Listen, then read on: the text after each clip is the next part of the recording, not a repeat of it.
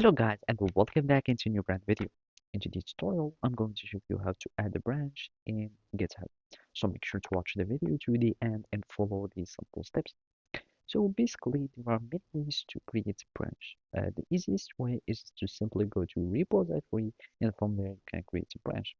So basically now we can just simply go to our repository and you can access your repositories either from here in the three line icons or from this top repository, or you can simply go to your all repositories and basically you just choose any repository that you'd like, and from here you will find your main branch, and from here you can switch branches, and basically you can simply access to all your branch from here, and we can simply click on new branch, you give it a name, and you create a new branch and it will be created.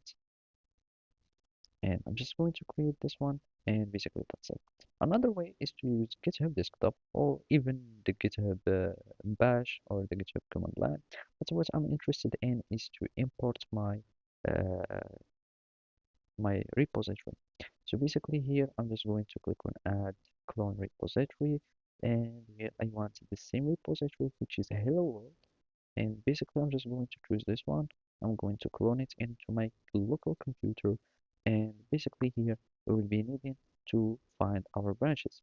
So basically here we can simply click on new branch and we'll click test2, and basically now we created a new branch, but now we only have it into the local repository. That means it is not yet in our branches.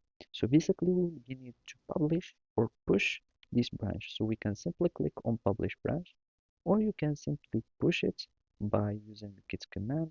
And basically now if we refresh, we will find that we have three branches. And basically that's it. Thank you for watching and see you next time.